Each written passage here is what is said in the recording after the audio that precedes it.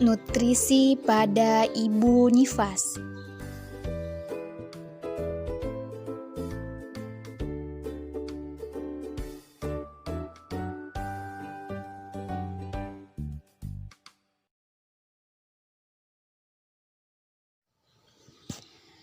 Masa nifas.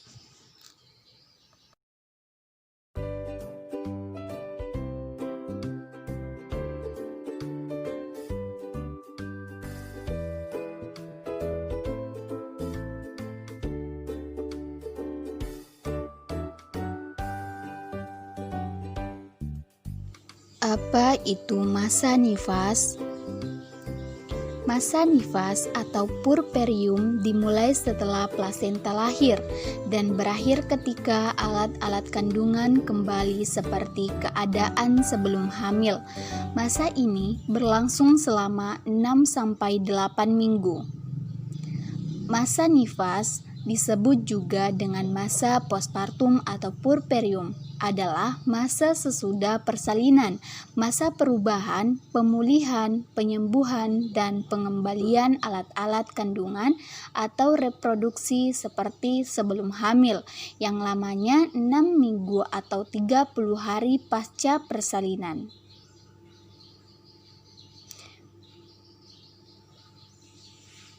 Periode masa nifas ada 3, remote puerperium, puerperium intermedial, dan puerperium dini. Pertama, puerperium dini, yaitu kepulihan di mana ibu telah diperbolehkan berdiri dan berjalan-jalan. Dalam agama Islam, dianggap telah bersih dan boleh bekerja setelah 40 hari. Kedua, puerperium intermedial, yaitu kepulihan menyeluruh alat-alat genitalia yang lamanya 6-8 minggu.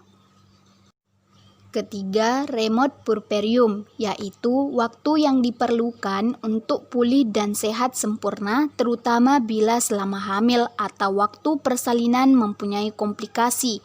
Waktu untuk sehat bisa berminggu-minggu, bulan, atau tahunan.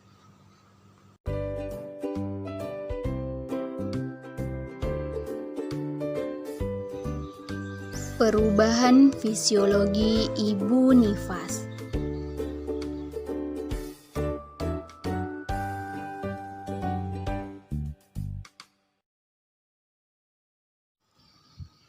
Perubahan fisik, involusi uterus dan pengeluaran lokea, laktasi atau pengeluaran ASI, perubahan sistem tubuh lainnya, dan perubahan psikis. Perubahan fisik maksudnya setelah anak lahir, kehidupan seorang ibu mengalami perubahan, baik dari segi rutinitas maupun bentuk tubuh. Lalu, apa saja bagian tubuh ibu yang berubah, mulai dari bentuk payudara, perut, kulit, dan vagina. Kedua, involusi uterus dan pengeluaran lokea. Involusi atau pengerutan uterus merupakan suatu proses di mana uterus kembali ke kondisi sebelum hamil. Lokea mengandung darah dan sisa jaringan dari dalam uterus. Ada 4 macam lokea. Yang pertama, lokea rubra yang berwarna merah, muncul pada hari pertama sampai hari ketiga postpartum. Kedua, lokea sanguinolenta berwarna merah kecoklatan yang berlangsung dari hari keempat sampai hari ketujuh postpartum. Ketiga, lokea serosa yang berwarna kuning kecoklatan, muncul pada hari ketujuh sampai hari ke-14, dan lokea alba berwarna putih yang bisa berlangsung 2-6 minggu. Ketiga, laktasi atau pengeluaran ASI, yaitu suatu cara yang optimal dalam memberikan nutrisi dan mengasuh bayinya. Keempat, perubahan sistem tubuh lainnya, antara lain perubahan pada sistem kardiovaskular, integumen, muskuloskeletal, dan sistem pencernaan. Kelima, perubahan psikis. Pada masa ini, ibu nifas menjadi sangat sensitif sehingga diperlukan dukungan dan pengertian dari suami dan keluarga terdekat.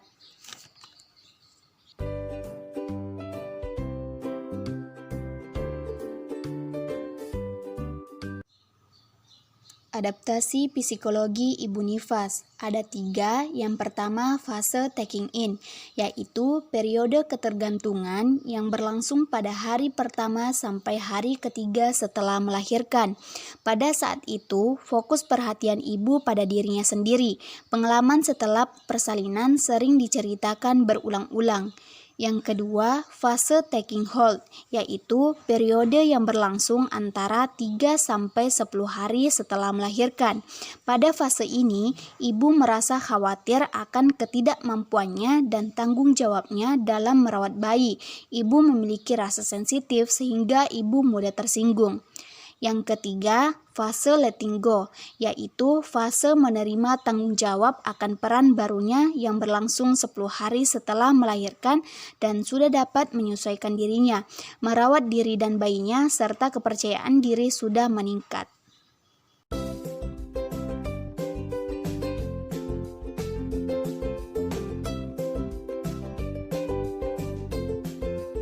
Nutrisi atau gizi.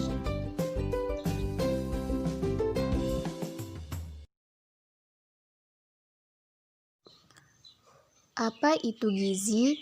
Gizi pada ibu nifas, yaitu makanan yang harus dikonsumsi pada masa nifas, harus seimbang, bergizi, dan cukup energi. Makanan yang dikonsumsi seharusnya mengandung sumber tenaga, sumber pembangun, sumber pengatur, dan pelindung. Pada masa nifas, terutama menyusui, kebutuhan akan nutrisi ibu meningkat menjadi 25%.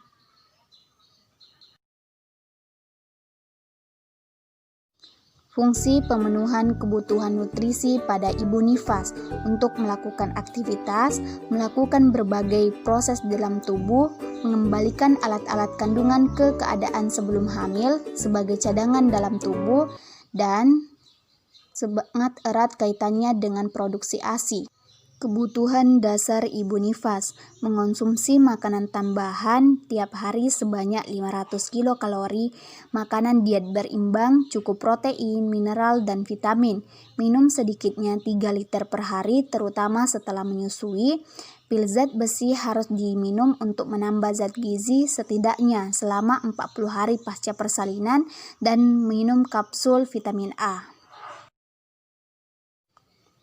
Makanan yang dikonsumsi berguna untuk melakukan aktivitas sebagai pertumbuhan dan perkembangan bayi, proses produksi ASI sebagai cadangan makanan, dan untuk metabolisme di dalam tubuh.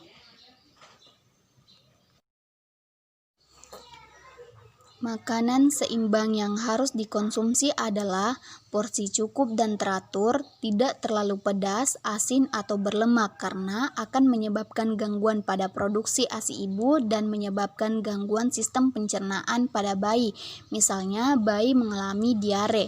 Kemudian, makanan yang harus dikonsumsi juga adalah tidak mengandung alkohol, nikotin, serta bahan pengawet dan pewarna.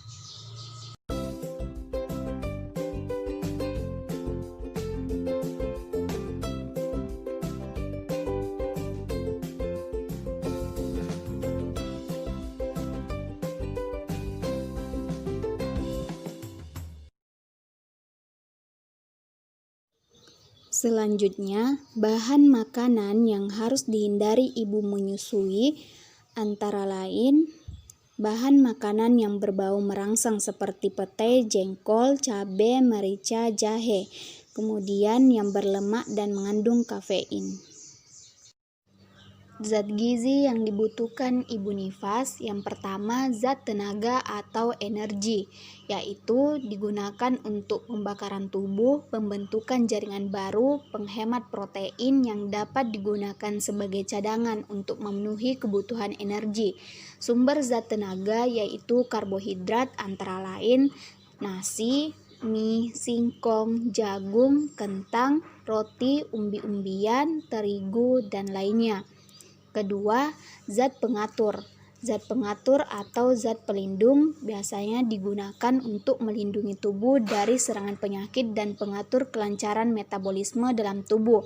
Antara lain ada sumber dari buah-buahan dan sayur-sayuran seperti mangga, belimbing, pisang, kemudian sayur-sayurannya berupa daun katuk, daun bayam, dan lain sebagainya. Kemudian yang ketiga, zat pembangun. Nah, zat pembangun di sini artinya atau protein.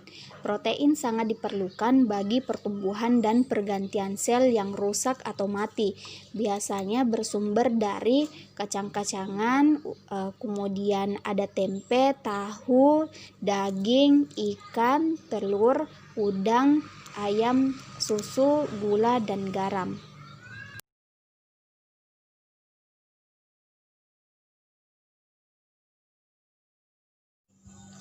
Zat gizi ibu nifas atau menyusui, energi, protein, lemak, vitamin, dan mineral.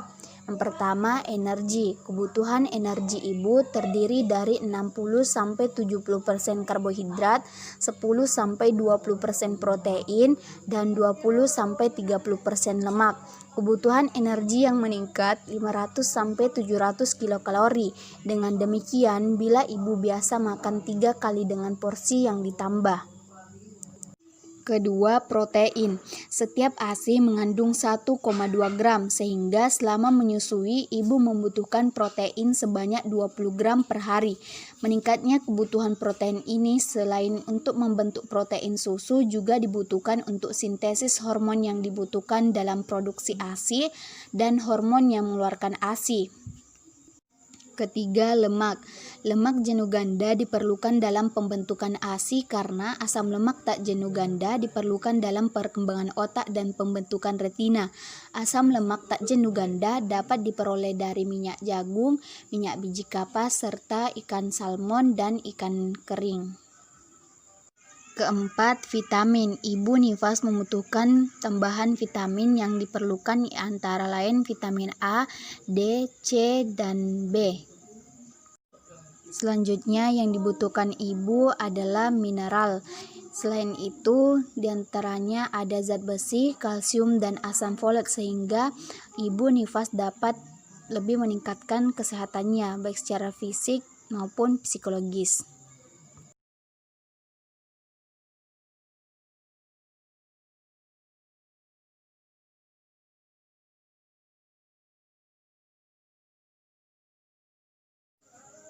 Sumber gizi seimbang untuk ibu menyusui antara lain ada sumber karbohidrat dan protein,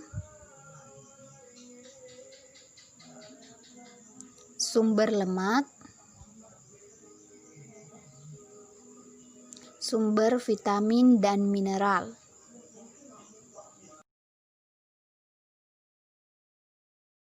Contoh sajian sekali makan menurut Permenkes nomor 41 tahun 2014 tentang pedoman gizi seimbang. Ada sumber karbohidrat yaitu nasi, kemudian sumber proteinnya ada ikan dan tahu, sumber vitamin dan mineralnya ada sayur-sayuran dan buah-buahan misalnya pepaya, dan tidak lupa itu air gelas.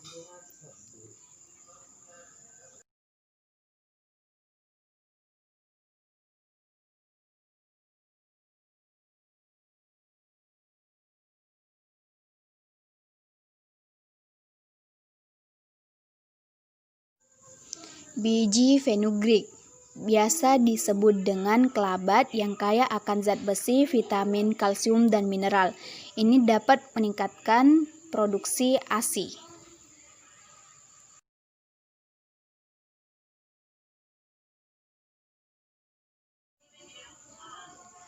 Kemudian bawang putih.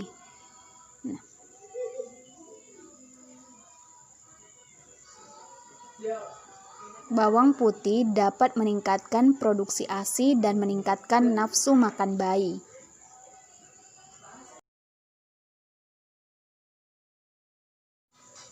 Selain itu, ada sumber dari kacang-kacangan, misalnya kacang almond dan mente yang kaya akan protein, vitamin, dan mineral.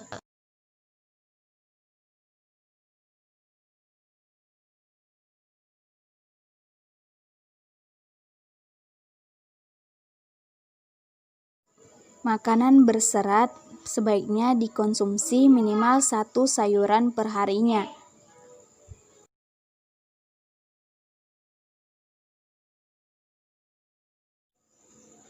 Sayuran misalnya pere dan labu botol yang merupakan sumber vitamin dan mineral yang dapat meningkatkan laju laktasi.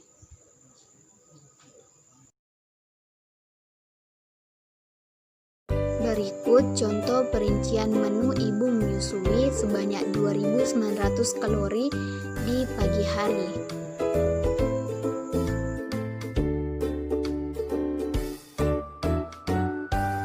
Selanjutnya, menu ibu menyusui 2.900 kalori di siang hari.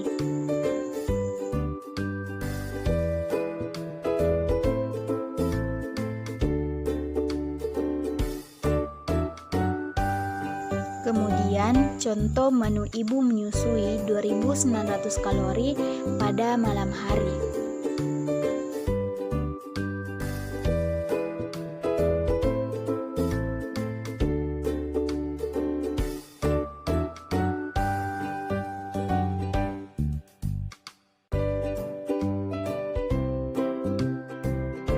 Contoh menu pagi sebanyak 600 kalori.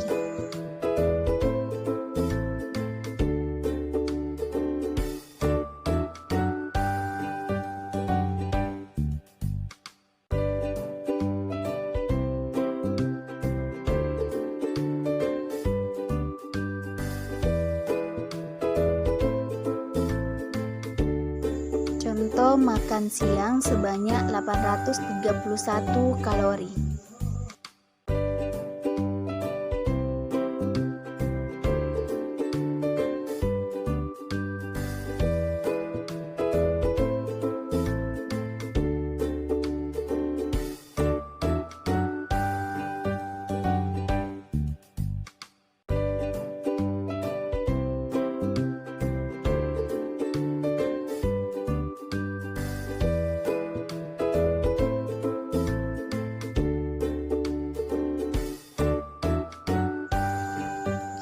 Berikut contoh menu makan malam sebanyak 743 kalori.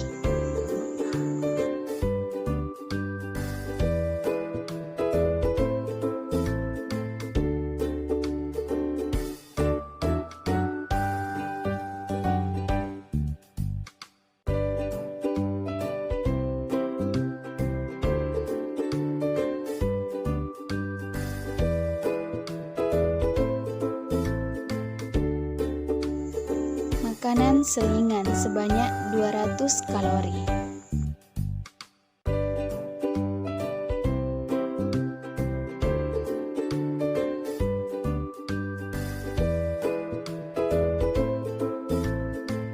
Gizi yang baik atau optimal artinya asupan zat gizi sama dengan kebutuhan zat gizi.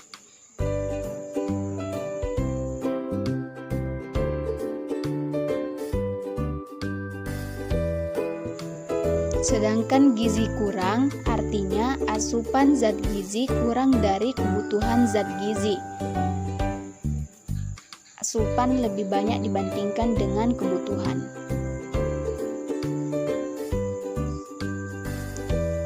Selain itu, gizi lebih artinya asupan zat gizi lebih dari kebutuhan zat gizi.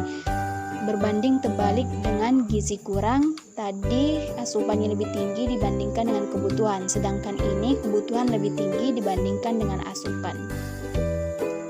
10 pesan pedoman gizi seimbang. Senantiasa bersyukur, makan sayur-sayuran dan buah-buahan, lauk pauk protein yang tinggi, aneka ragam makanan pokok, batasi makanan manis, asin, dan lemak. Senantiasa atau biasakan sarapan pagi, minum air putih yang cukup, minimal 6-8 gelas per hari. Ketika ingin membeli makanan, kita harus baca terlebih dahulu label makanannya dan cuci tangan dengan air bersih dan sabun. Kemudian senantiasa berolahraga.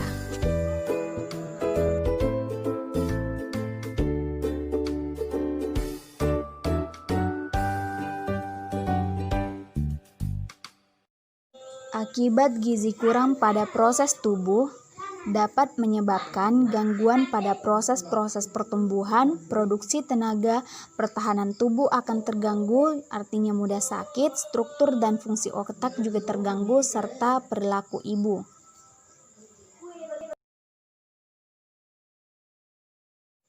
Selanjutnya, akibat gizi lebih pada proses tubuh dapat menyebabkan obesitas atau kegemukan. Kegemukan adalah salah satu faktor terjadinya berbagai penyakit degeneratif seperti hipertensi, diabetes mellitus, dan penyakit berbahaya lainnya.